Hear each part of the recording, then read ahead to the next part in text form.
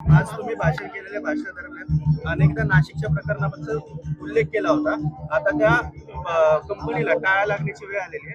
हे काही दिवसातच नाव होऊ शकते. बघा, ह्या कंपन्या जे जे कॉर्पोरेट जिहार करू पाहत आहेत, मुळामध्ये त्याचे जे HR आहेत त्यांनी ह्या सगळ्या गोष्टी जेव्हा त्यांच्या कंपनीमध्ये होत होत्या तेव्हा का थोबाड उघडलं नाही, का थांबवलं नाही? या कंपन्या नोकऱ्या देण्यासाठी आहे काय जिहाद करण्यासाठी आहे? आणि आमच्या ह्या देवाभाऊच्या महाराष्ट्रामध्ये कुठल्याही प्रकारचा जिहाद होणार नाही, चालणार नाही. म्हणून एक कंपनीला जिहाद केल्यानंतर टाळं लागतं.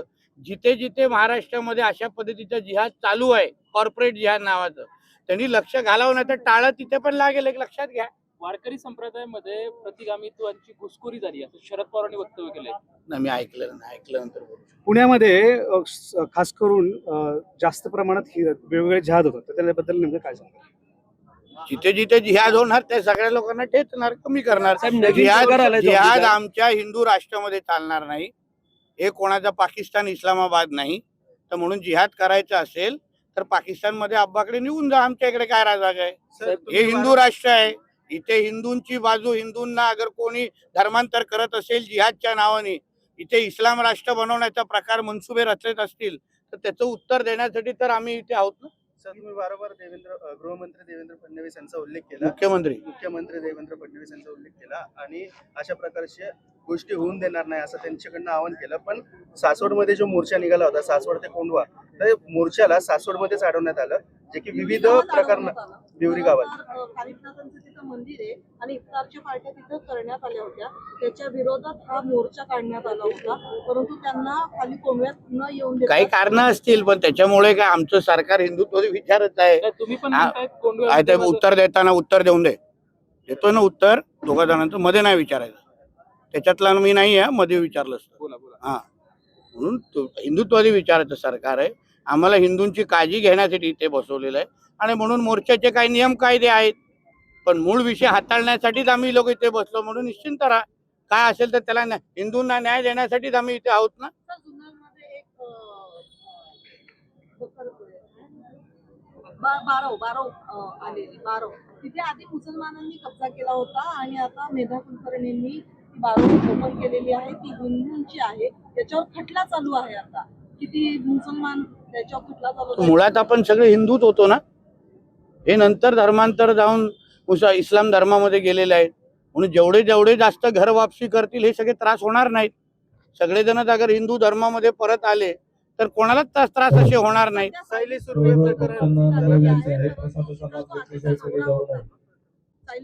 घर वापसी झालेलं आहे, परंतु तिथे ज्या प्रकारे पिंपरी चिंचवड मधली सायली सुर्वे तिचं लव जिहाद झालं होतं, तिला पुन्हा तिच्या नवऱ्याने तिला स्वागत आहे. ज्या प्रकारे तिच्या नवऱ्याला परत जामीन मिळतोय आणि तिचा नवरा तिला येऊन धमकवतोय, याच्यावर आता जाऊन कुठेतरी तिला पोलीस प्रोटेक्शन मिळालेलं आहे.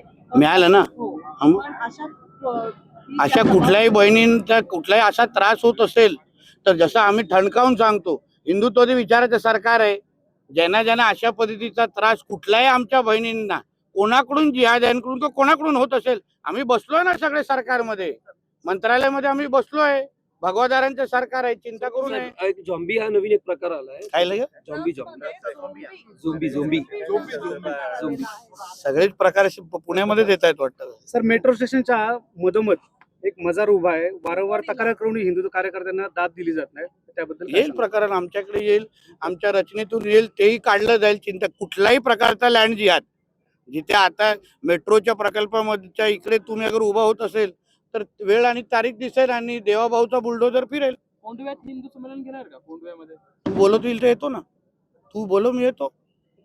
तू हिंमत दाखव, हिंदू म्हणून तू हिंमत दाखव, मी येतो. तुमच्या कार्यकर्त्यांना सांगा. मला काही हरकत नाही, कुठेही बोला. अरे काल त्या दिवशी, अरे ऐकून घे बाबा, ऐकून घे. प्रश्न विचारतो, माझं उत्तर ऐकायचं, कळलं ना. त्या दिवशी मी मुंब्राला जाऊन आलेलो आहे.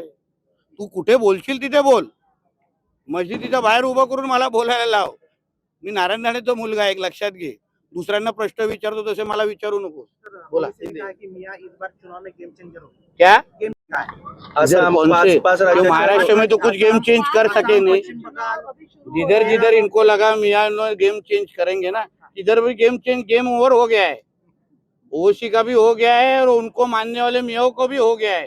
इसलिए सब मिलके पाकिस्तान में जितना जल्दी जाएंगे ना, उधर मियाँ मुक्त महाराष्ट्र और मियाँ मुक्त हमारा हिंदू राष्ट्र हो जाएगा।